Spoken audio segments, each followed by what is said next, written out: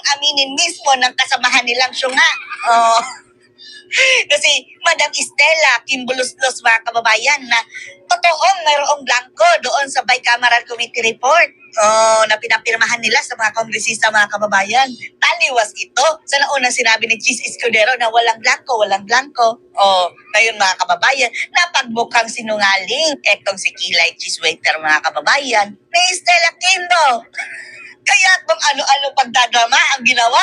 Sabi niya, hindi niyo alam kung paano namin niya pinaghirapan. Pinagpuyatan daw, mga kababayan, at pinaglaanan talaga ng maraming oras sa kanilang mga staff o kanilang mga trabahante. Naghirap kami dyan, tapos babatikusin lang ninyo.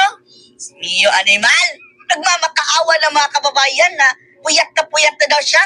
Nagsunog na daw siya ng kilay sa paggawa niya, tapos babatikusin lang ng kung sino-sino.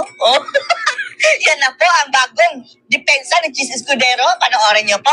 Pero bago po yan, special mention lang po natin, mga kababayan. Billions of pesos.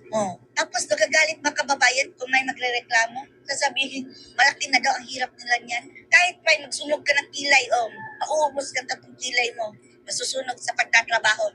Dapat lang trabaho nyo yan Billions ang tiba-tiba kayo sa sweldo. Ang dami nyo pang bakasyon, tapos yan lang ang trabaho nila, mga kababayan, ang mag-ayos ng budget. Hindi pa magawa. Tama, sila na nga sumablay. Sila pa ang may ganang magalit at magreklamo. Dalhin sa korte, reklamuhan at ipe-presscon. Bakit? Takot ka ma-presscon? Yan naman talaga dapat. Senado nga ba ang dapat mong puntahan, Cheese? Sinong nag-make up sa'yo? Si Heart Evangelista? Mukhang galing kang punerarya. Di ba kaya, mga kababayan, ano bang negosyo nito? Balitan natin, mga kababayan, mayroon itong negosyo ng bakery. Dahil tiba-tiba sa arena, mga kababayan overflowing supply of flour. Sa arena. Ando na lahat sa mukha niya. Iputi. Pero bahagi yan ng sistema natin ng demokrasya sa ating bansa. So bakit ka nagre-reklamo? Nagalit ba, kababayan, na may umalma, tapos sasabihin din na, sige, karapatan niyo naman yan.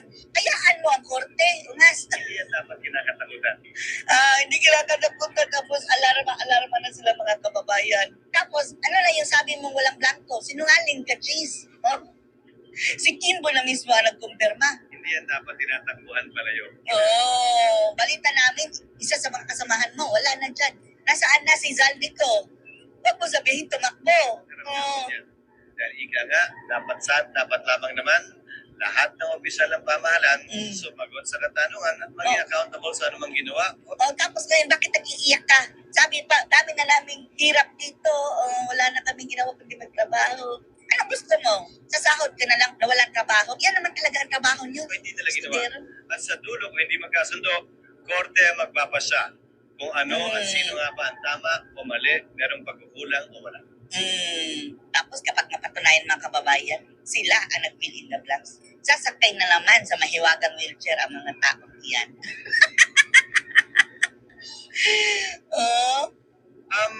Take two na naman to Sinagot ko na yan nung nakaraan Kung sakali ito ang kauna, walang kulang sa General Appropriations Act. Sino bang nagsabi sa iyo ang General Appropriation Act? Yan ang kanilang misleading, mga kababayan Sasabihin nila yung GAA na pinirmahan ni Bangag. Tapos sasabihin agad na, sinungaling si Duterte. Ito ang kanilang twisting, mga kababayan. Hindi yun. So nga, inamin na nga ni Stella na meron. Bilang unconstitutional ay batas, hindi report. Pero yung batas, mga kababayan, na GAA ay dumaan dyan sa proseso kung hindi yan dumaan sa tamang proseso.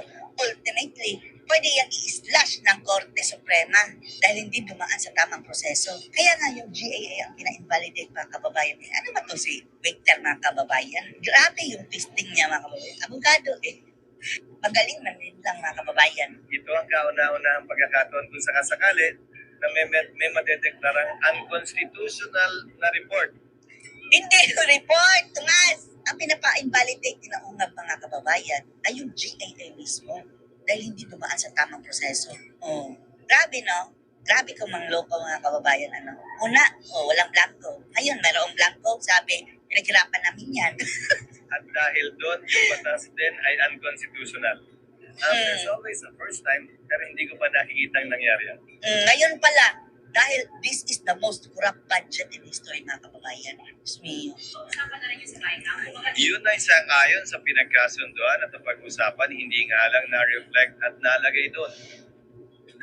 Actually, para sa akin, unfair comment at accusation yun, lalo na sa bigat ng trabahong pinagdaanan, hindi lamang ng mga chairpersons at mga vice chairpersons ng Senado o ng Kamara, pero pati ng staff ng Senado at ng Kamara. Ismayado tayo dito kay Jesus Escudero, mga kababayan. Nung sumali sa Bagoong Pilipinas, biglang naging tila nakikijoin na sa mga galawang buhaya. Parte ito ng problema ng Pilipinas, mga kababayan, sa tingin natin dahil sama-sama silang mabangag muli ni na Admiral at Gagba.